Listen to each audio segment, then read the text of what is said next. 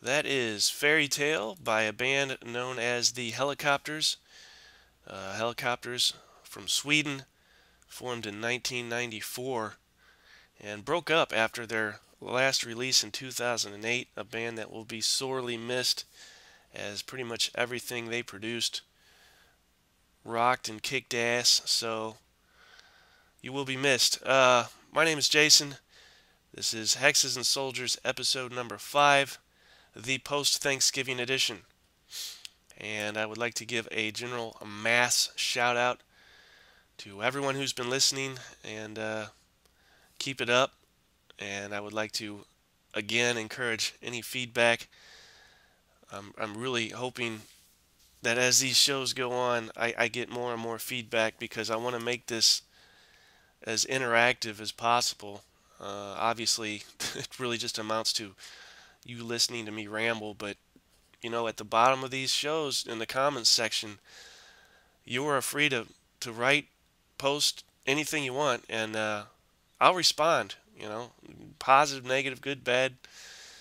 I'll respond, and we can go from there. So yeah, I'd like to keep this as interactive as possible.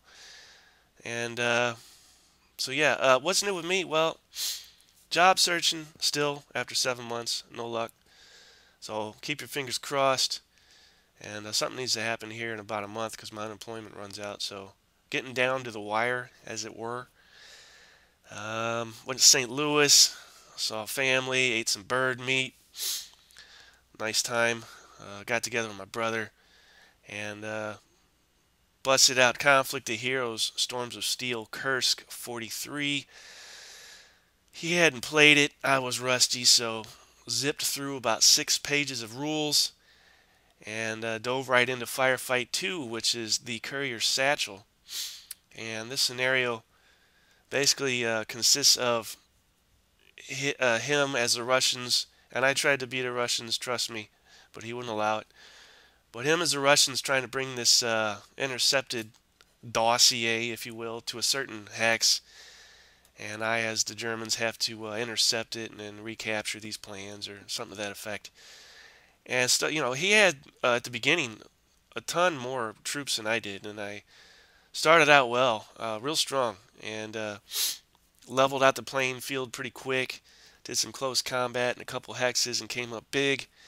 And I think I needed like another turn, and I was done. I was there, but I don't know what happened. I dropped the ball, and he got some rolls, and he ended up winning. So good for you, Brian. But yeah, good game, and would definitely play that again, or any of those scenarios. And you know, as I've said before, the Conflict of Heroes system is just a joy to experience. So if you haven't yet, don't know what you're waiting for. And it's not overly complex and all that, but you know, don't let that keep you from enjoying it. I mean, sometimes games that are a little more on the simple side of the fence is an okay thing. I mean, not everything has to be so damn complicated. I mean, but and also, what's the fun of playing a game where 5% of it is playing the game, and 95% of it is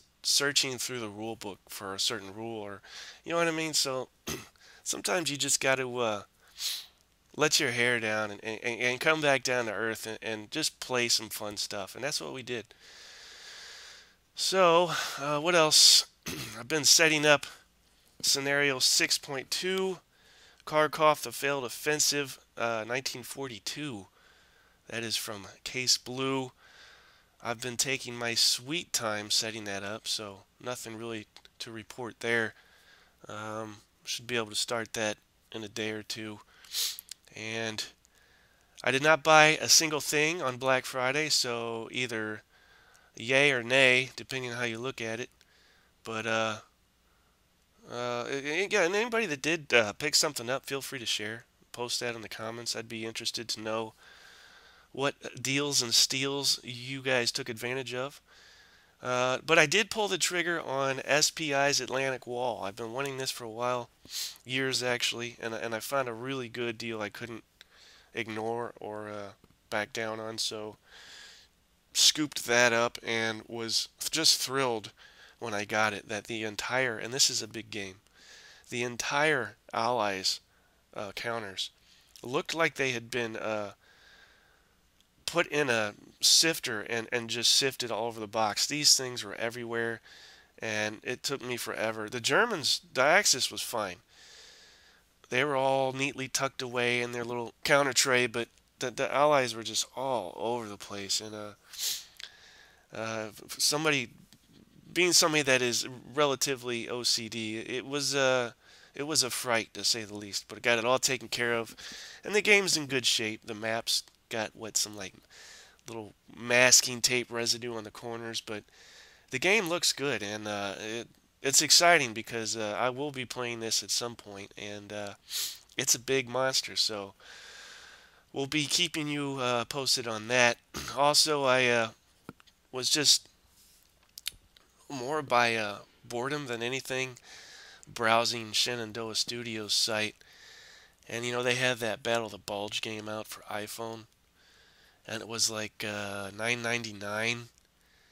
So I'm looking at this thing, and I notice it's $4.99, and I'm going, this must be like the watered down version or something. But no, it's on sale, $4.99, and they did that in order to celebrate the release of Drive on Moscow, which I can't get or play because that hasn't been released on iPhone. That's fine. I'm sure it will eventually. But yeah, got the Battle of the Bulge game, went through the tutorial, and looks good. So that should be something fun and interesting. And top 10,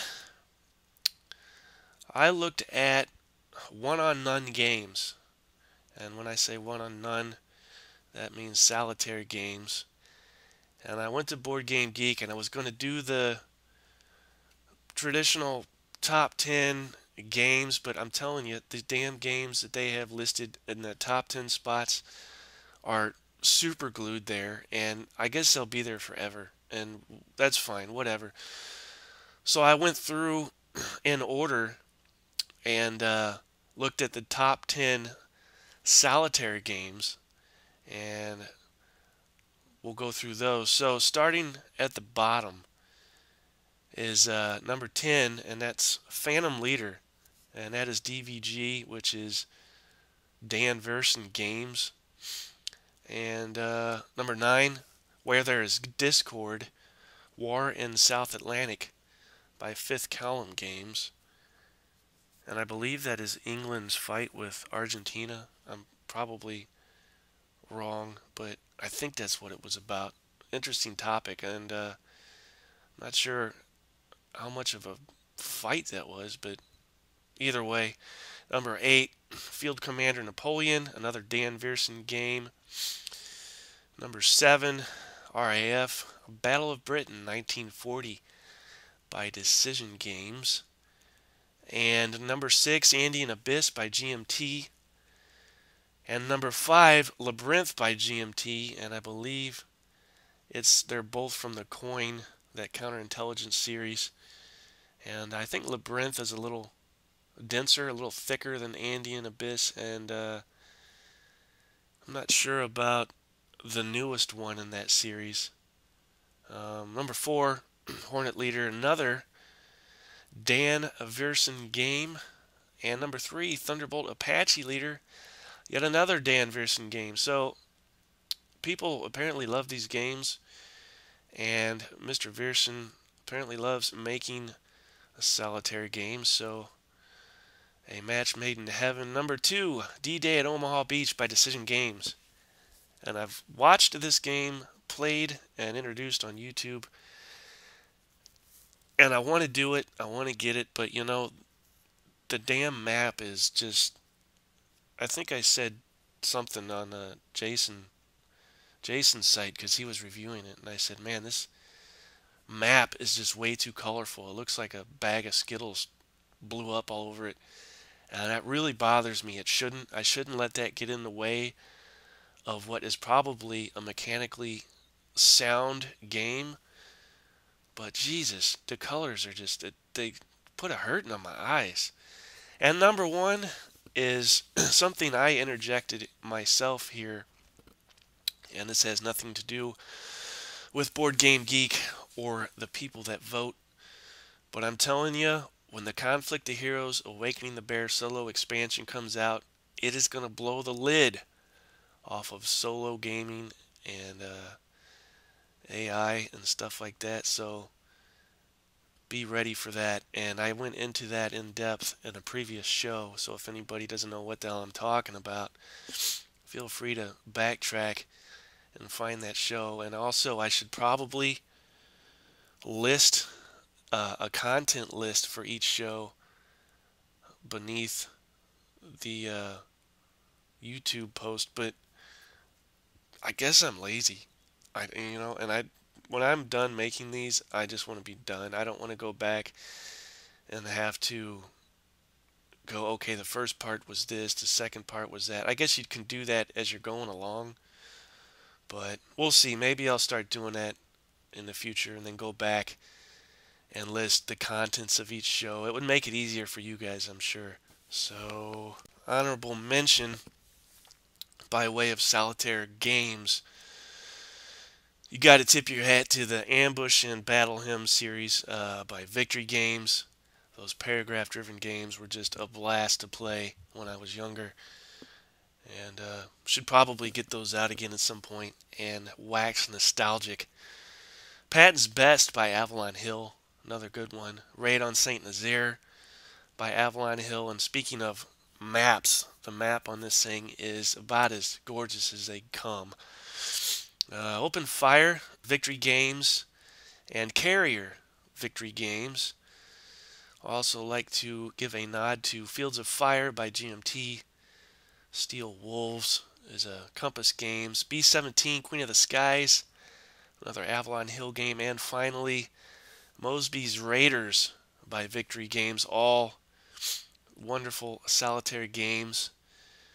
And so there's that. And in case you missed it, I was on Amazon.com checking something out, and I come across a name, Jack Rady, and bells start going off.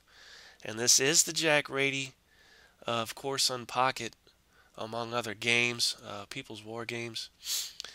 Well, apparently he's co-authored a book, and this came out in 2012, called The Defense of Moscow, 1941, the Northern Flank. So how cool is that this old school designer has teamed up with somebody else and written a book on the subject? So that is very inspirational, and encourage anybody to check that out. News and reviews. Let's see. Listen to a new episode of Advance After Combat for those of you who do listen or don't. Either way, there's a new episode of Advance After Combat up. One problem, there's no Marshall, and if you haven't listened to this, Marshall is the anecdotal comedic oddball element, and I don't mean that in a negative or a bad way, but the man brings a lot of just say what's on your mind, outspoken element to the show. And yeah, he wasn't around, and I'm not going to go into why he wasn't around. Hopefully he'll be back soon.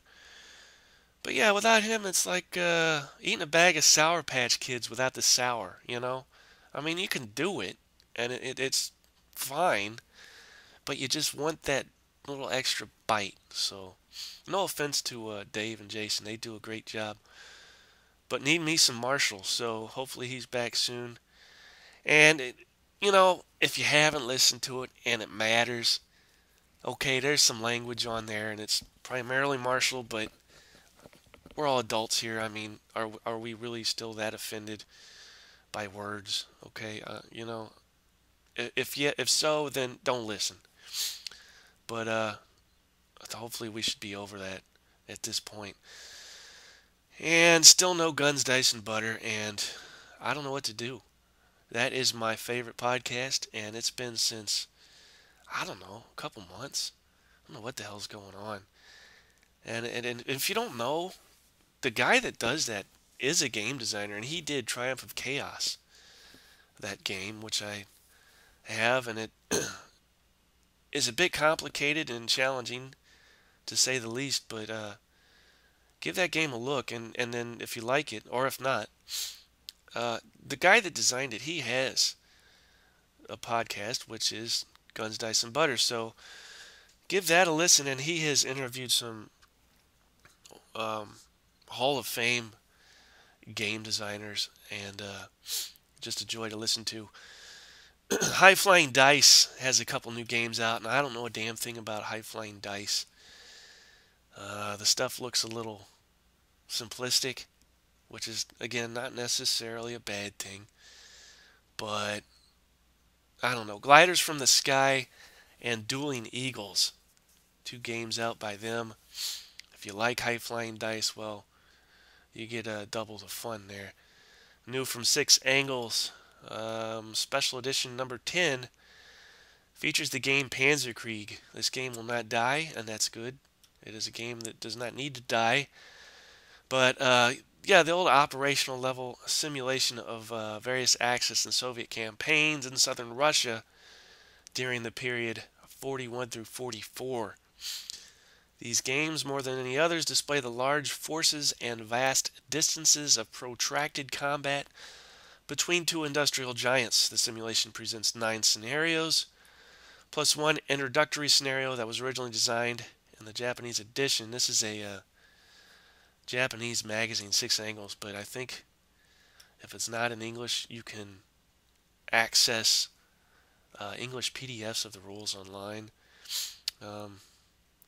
So let's see. Yeah, so the simulation presents 9 scenarios, each describing a different period of operations. And the original edition of Panzerkrieg was published by OSG, the Operational Studies Group, and I have a copy of that old thing. It came out in '78, and then Avalon Hill, which they have done many times, took that game and kind of refurbished it, if you will, and shined it up and put that out. And what, Cozy? Did they do a version of it? Anyway, the Japanese edition is published by Masahiro Yamazaki with improved components. So there you go.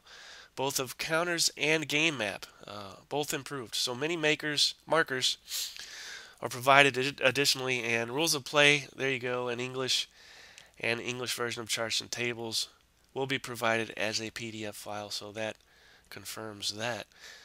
And I caught this by accident. Speaking of DVG, or Dan Verson Games, I was on Board Game Geek and noticed this game called Tiger Leader. And if you're not familiar with Tiger Leader, I don't blame you, because it's not slated to come out until 2015. So if we're all still here on this planet Earth, there will be a hell of a game out. It follows in the tradition of Hornet Leader and Thunderbolt Apache Leader, but takes the game system down into the mud and into a whole new time period, World War II.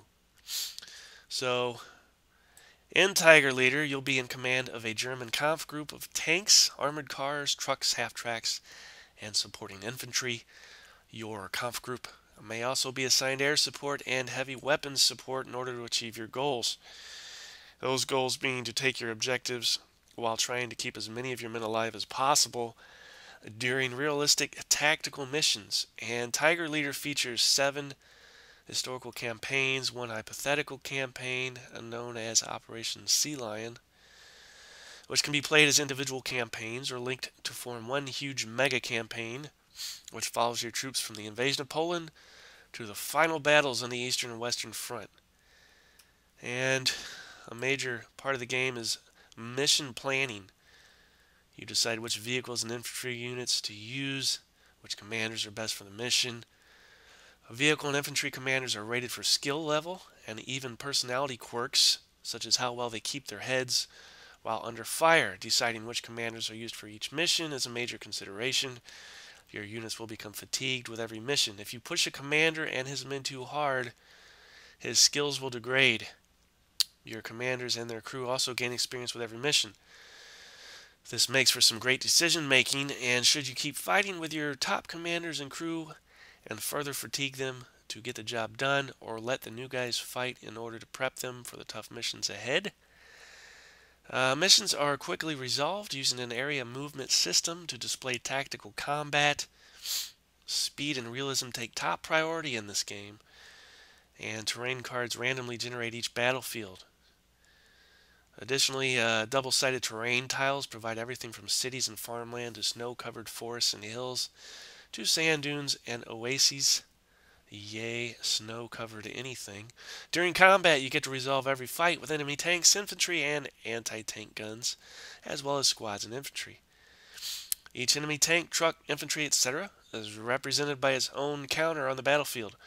A unique fog of war system adds to the tension of the combat, as unless you have a clear line of sight to the enemy, you may not know exactly what is coming out of the morning fog towards your tanks until it's too late.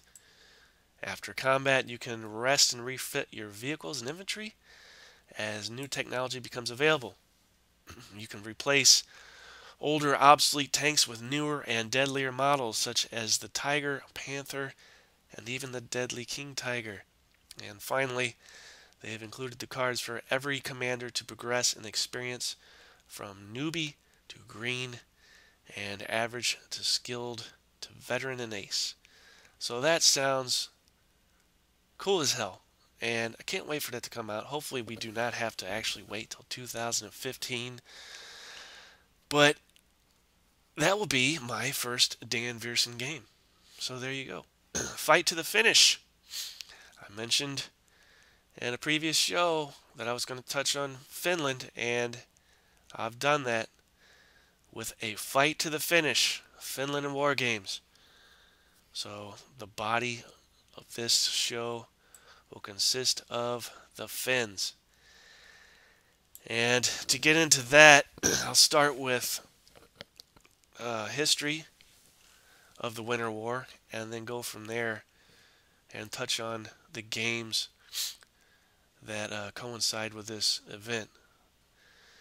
So November 30th, 1939, 4 Soviet armies with 21 divisions enter Finland. And the main thrust occurs in the Karelian Isthmus, which is kind of like a giant land bridge that separates the Gulf of Finland and Lake Ladoga. This invasion is 3 times larger than the Allied invasion of Normandy, okay? So this is huge. The Russians, what they want to do is secure the northwestern border and shield Leningrad, and I think the primary motivation behind this is a concern or worry regarding the Germans and what they are afraid may happen. Or, if you want to be a conspiracy historian, you could say the Russians were preparing a launch point from which to invade Germany, huh? All right, well, and also regarding that, there's a guy named Suvorov, and he has a lecture on YouTube, and he presents some pretty compelling evidence that the Russians were, in fact, gonna invade Germany, but Germany beat him to the punch. Either way, the initial effect of the invasion is shock, because the Russians roll in there with tanks, and one thing in particular is the Finns have never dealt with tank assaults. Never dealt with it in training. Just are completely this whole tank thing is completely alien to them. So when it happens, initially anyway, the Finns just, they don't know what to do. Prior to this, though, for about 4 months, the Finns had been strengthening defenses under the command of Mannerheim. And if you don't know who Mannerheim is, I suggest you learn, because this is a, a commander that should be in a Hall of Fame of commanders. Mannerheim is the man, as it were, and give him a little more attention in your free time, because there's a lot worth knowing about him. Anyway, national defense had long been neglected. For at this point, the Finns, I think they had like one tank that actually worked. And when it came to planes, well, the planes the Russians had were twice as fast. So things were not looking pretty. And additionally, they had a shortage of ammunition. So the Finns were in a tough spot. But the Finns have a kind of a life philosophy, as it were, and that is known as sisu. And basically, that means don't give up. No matter how bad things get, no matter how hard things are, never give up. And they don't, as this becomes readily apparent as I go deeper into this. They don't give up. So the Finnish army had about 300,000 in it, while the Russians had about 2 million plus millions more in reserves.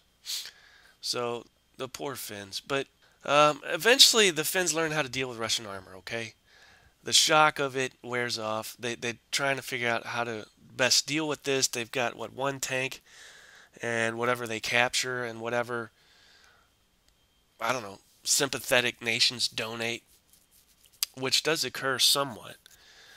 But they start coming up with tactics regarding Molotov cocktails. And you might think, well, what the hell is a glass bottle of gasoline and a flaming rag going to do against a tank? Well, you'd be surprised. Because what they did is get fairly close to these Russian tanks and toss them at the air ducts. And when those things ignited, the air ducts sucked them into the engine. And, that's not good for a tank. So lots of that going on. And as well, just good old-fashioned run up to the tank and blow the track with a satchel charge. There's even log jamming going on, and I don't mean that metaphorically. I mean literally. People are getting logs and going up to these tanks and jamming logs in the tracks to immobilize them. So they're really just, taking a blue-collar approach to the whole anti-tank thing. And one particular battle during the early days of the war takes place on an open field, a giant open field in Tipale, I think is how you say it. But I'm probably wrong. Anyway, the Russians insist on repeatedly using full frontal assaults. And when I say a full frontal assault, I am talking about a ginormous quantity of men assaulting this woods line across the field, and they're just getting mowed down, and mowed down, and it is brutal. And there's so many Russian dead piling up that Russians do actually somewhat advance, make headway, because they're using these bodies of their comrades that are freezing as cover. So they are able to make it somewhat across the field, but for the most part, they're just getting destroyed. And these Finnish machine gunners, well, they're seeing this, and they're only human. And it takes a lot for a lot of these guys to keep from just breaking from the sight of it, because being a human, you can't help but feel something when you see such a mass quantity of human bodies dropping because of you. And even though it's an invader in your country, the sheer quantity is just mentally taxing on these guys. But they hold the Russians off, and we'll jump to another battle shortly thereafter in Soma and Lade in December 17th. And again, the Russians are attempting a breakthrough, and this would open the door to Viborg. And of course, bitter fighting ensues, but the Finns hold on, and what becomes known as the Mannerheim line starts to solidify. And by December 21st, 7 Russian infantry divisions are destroyed, and 250 Russian tanks lay knocked out. So the Finns are doing well. And by mid-December of 39, we end up with the coldest winter on record. And, the Finns are no stranger to the cold. They grew up with this all their lives. There's nothing new to them. So they're ready for it. They're used to it. They can function in it. And their livelihood depends on it. Not just now that the Russians are there, but constantly. If you can't survive a winter in the deep forest, you, you ain't going to survive, period. So these people are no stranger to survival. And they do just that. Whereas the Russians, I'm not exactly sure what area of Russia the Russians that are being used enter Finland, but it seems like they have a problem with the cold. And they don't have any winter camouflage. The Finns do. So the Russians are going in there. They stick out like a sore thumb. I think they're improperly prepared for anything to do with a bitter cold winter. And so yeah, and then another thing is these night raids that the Finns conduct, and you got Russians doing as well, but the Finns are really making a name for themselves doing these night raids, and it almost seems like there's no rest for the Russians. They are assaulting all day, and at night when they try and regroup, they're being raided by Finnish patrols, and these things are taking their toll, and is dampening Russian morale. And what is more, the Finns, they tend to rotate their front lines. And this is fantastic because what it does is allows their troops to kind of recuperate with some rest, get a little warmth, and even a hot meal. And this can do a lot for one's morale. And they also ate food very high in fat and protein, which helped them in the cold. While the Russians, I think, had tea and bread. So poor Russians, just things are not going very well for them. And then you got what's known as the Sausage War, and literally that's what this involves. So the Russians finally penetrate the Mannerheim line, right?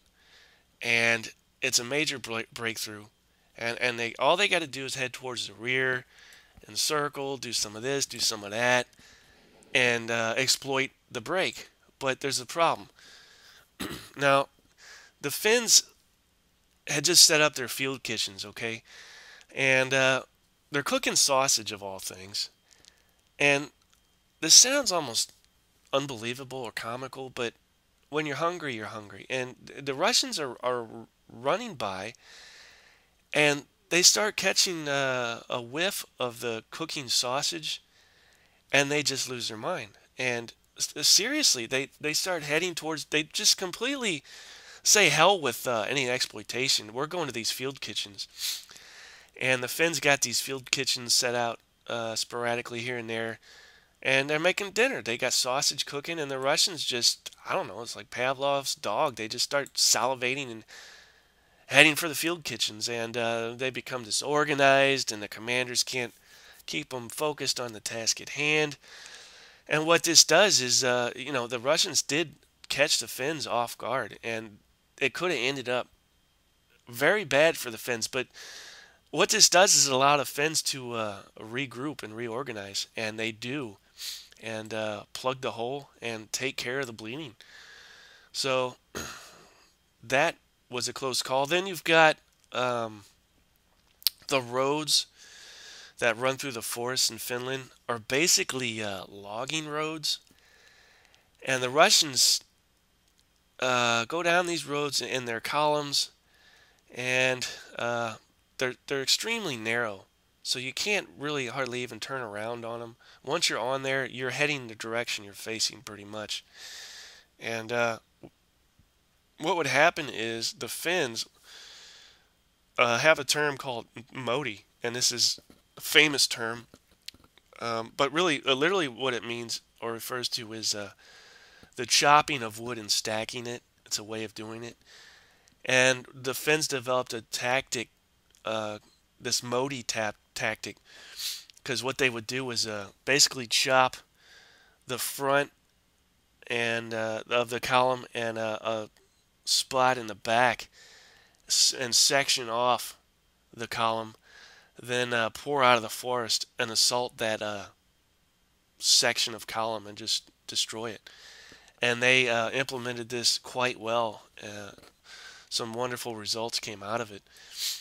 Also, you got snipers on both sides, but particularly on the Finnish side, some really good snipers. And one man in particular, Simo Heiha.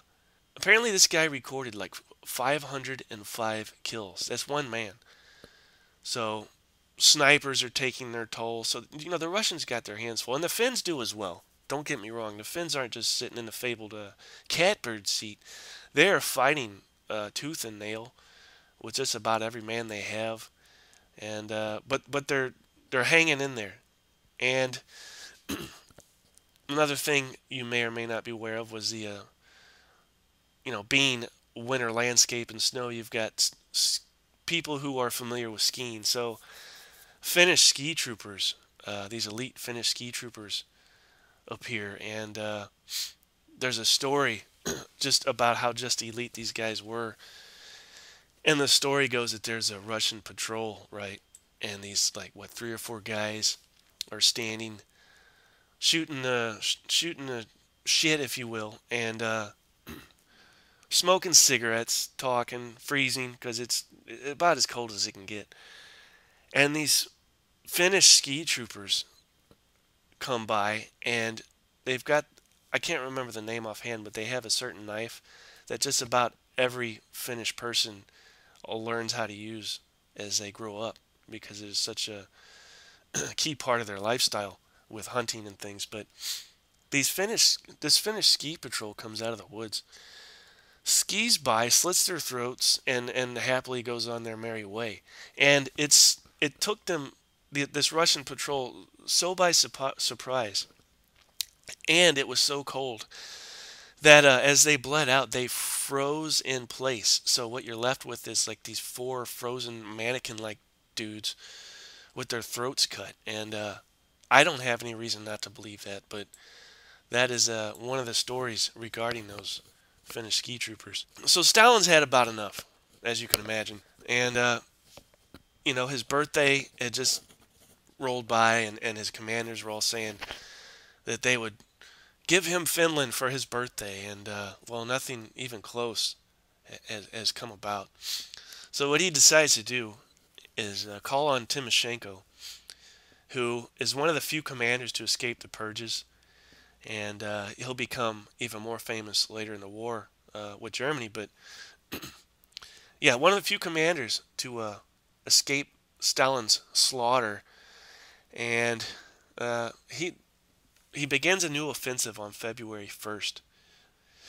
So this new offensive for 10 days straight occurs, and 10 days is nothing but artillery barrages.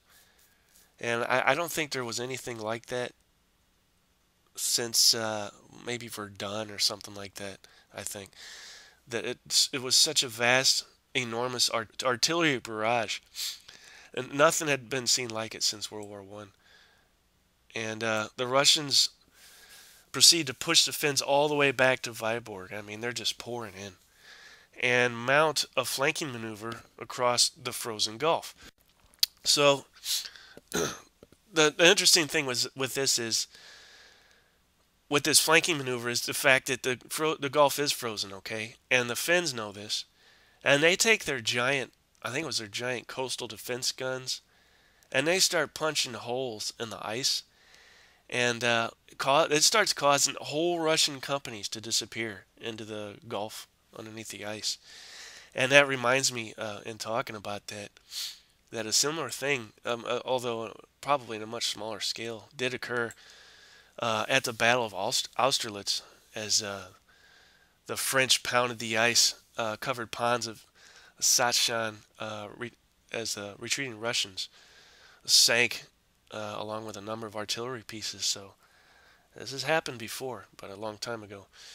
And then by March 12th, the Finns, who are just about out of ammo, I mean, they're really at the end of their rope with this defensive hanging on, if you will, and they've thrown about every man in the battle that they have, and at the last minute, an armistice comes up, and talk about a sigh of relief, because I think the Finns wouldn't have been able to hold out much longer, and history might be a lot different.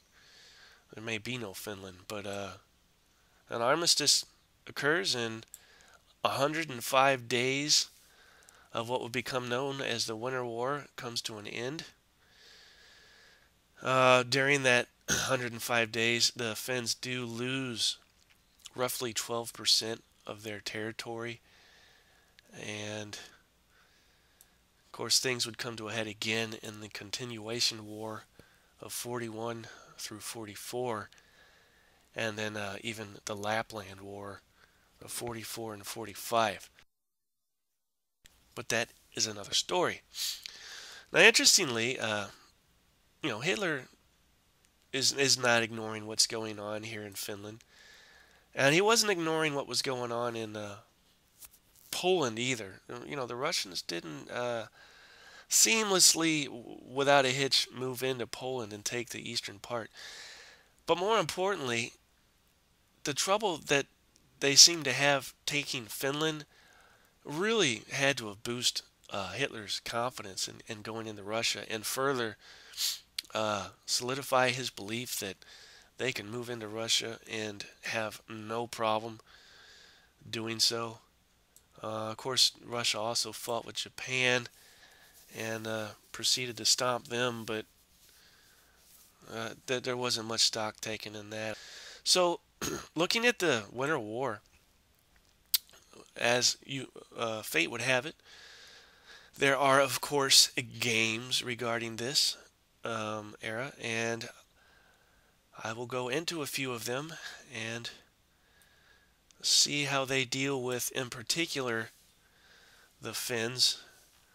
And let's start with the Winter War, the old SPI game, which apparently I don't have it, I haven't played it.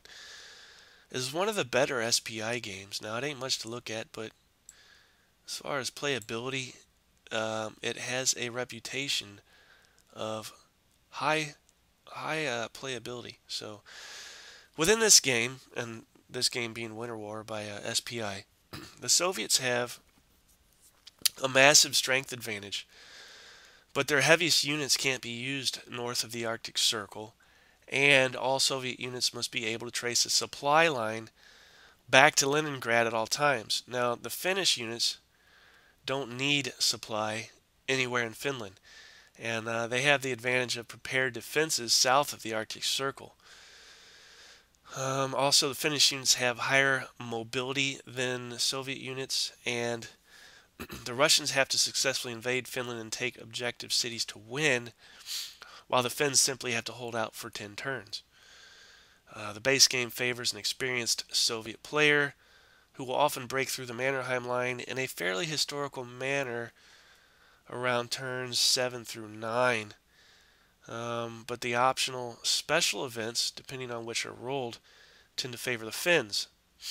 Sometimes during the number of turns to just reducing the number of turns to just 5, placing tremendous time pressure on the Soviets. So additionally, Finns get to set up hidden at the beginning of the game, and are also given a few dummy counters to throw the Russians off.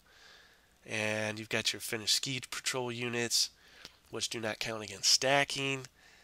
Certain Finnish units may retreat before combat based on status on the status of the Mannerheim line, but only Soviet Union headquarters may retreat. And Finns do not have to attack adjacent enemy units, while the Russians are obligated to do so.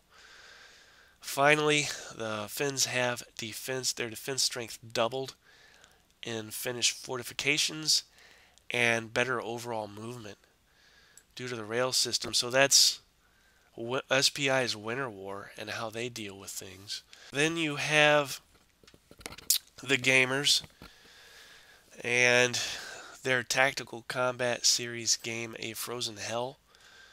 I picked this thing up from Troll and Toad a couple years ago. Really cheap. Ski troops get your bonus movement, and as they should. Finns get an automatic artillery ammo replacement each turn, which is interesting. And then Lieutenant Colonel Payare never takes a step loss. This is a guy who pops up a couple of times in some games, and apparently this guy was a hell of a commander, because he can affect some things in a lot of ways. For instance, like I said, he never takes a step loss and does not trigger Overwatch fire when he moves. And he gives a -1 modifier to troops taking a morale check who are within 3 hexes. So he's a big deal. And then field kitchens have their due, which is very cool. Anytime a Russian moves, now listen to this, anytime a Russian moves within 2 hexes of a Finnish field kitchen, he is, quote, sucked into, end quote, the field kitchen's hex and is more or less paralyzed. Now, how freaking cool is that? Honestly, I mean, they pulled that right out of the historical textbook. Units that would have been sucked in but are beyond the 40-step mark are placed next to the field kitchen and marked as suppressed. That is just so cool.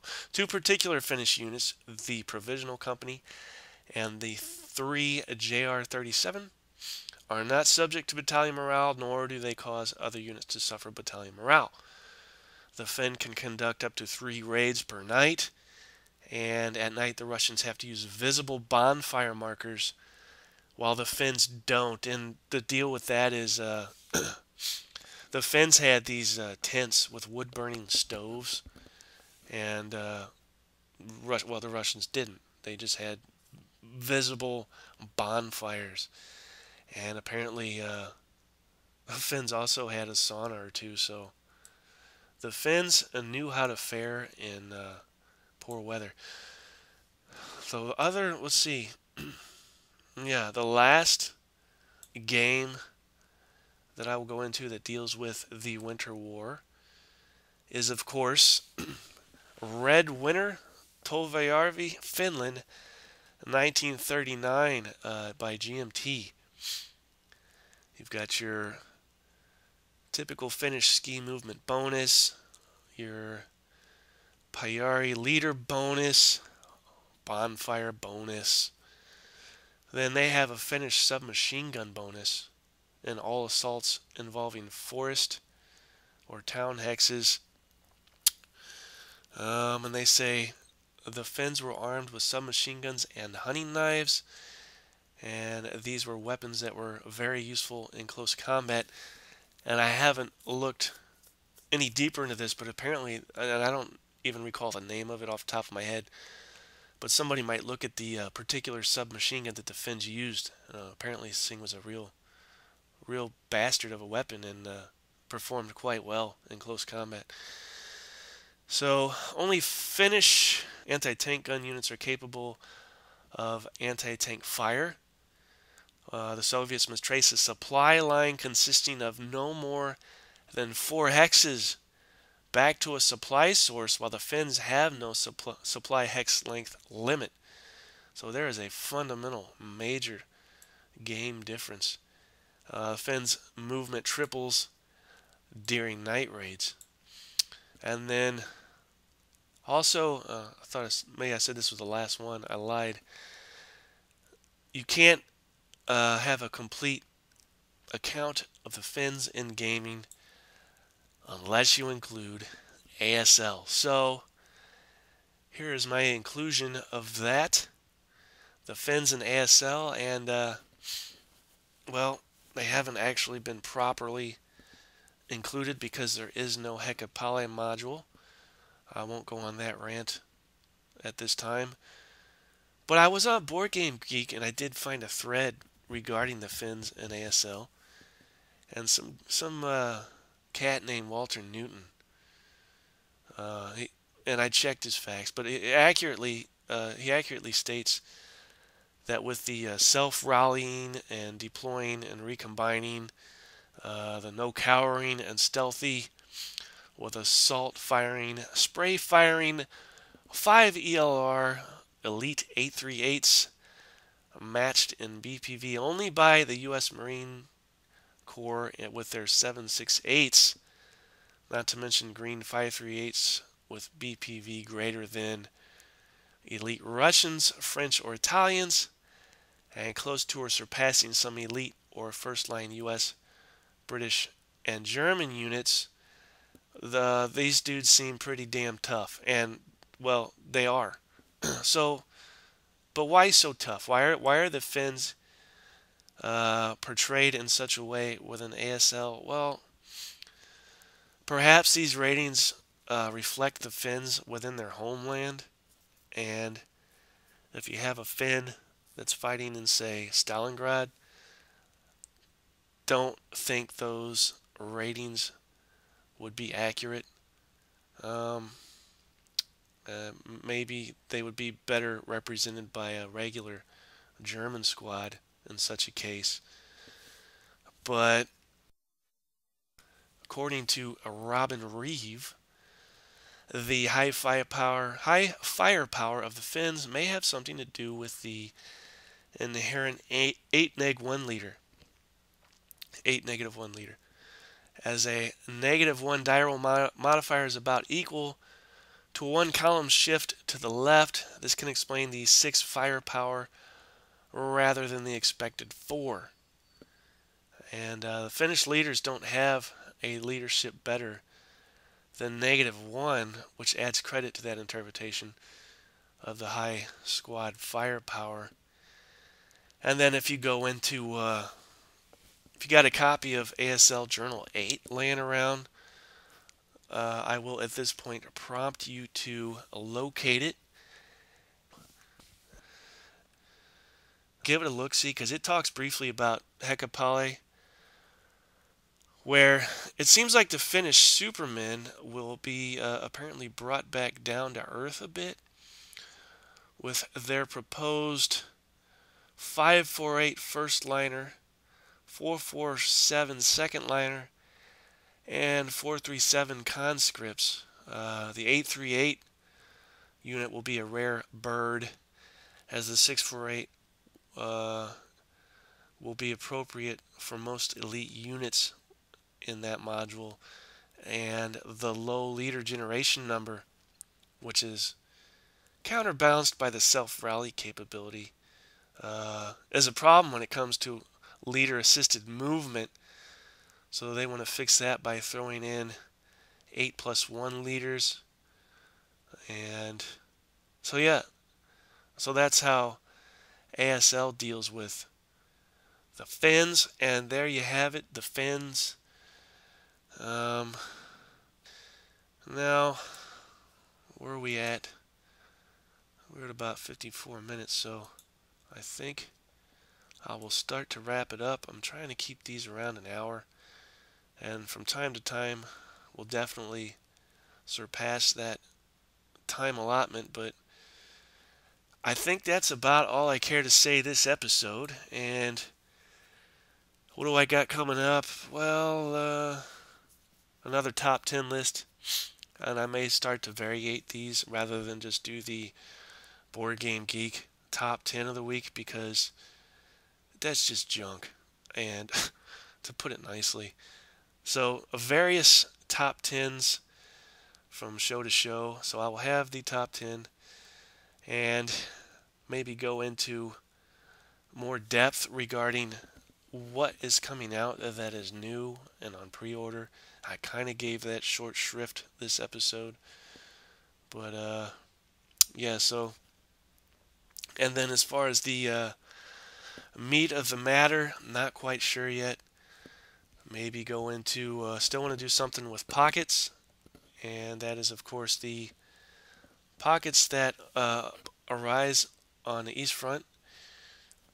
Would like to go into chit pull games.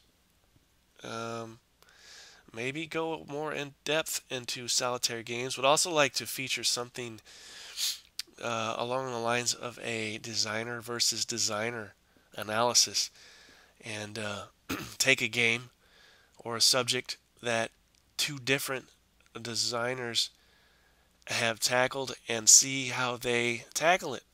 What are their particular distinct approaches to the subject? So we'll mess with those things at some point, and to reiterate, we'll also be getting into other things in general, such as the Napoleonics and things like that. So lots of stuff, and of course, it is hard to exhaust the subject. There's just so much stuff. And I'll leave you with a quote. I dug out some of my old Fire and Movement and Generals when I was in St. Louis. I was flipping through them, and I will be resorting back to them in the future more in depth. But I'll leave you with a quote from Mr. Dean Essig from Fire and Movement, Volume 2, Number 9, regarding the future of the wargaming hobby being in doubt. And I think some people to this day would say that this hobby, or as I call it, industry or lifestyle, the future of it is still in doubt, and there is no future in it. Well, I think what Mr. Essig had to say back then holds for today as well, when he said, "I feel the future of the hobby could not be better, and feel sorry for the doomsayers who cannot see it." So that's it, episode 5. Thanks for listening. Keep gaming, and talk to you next time.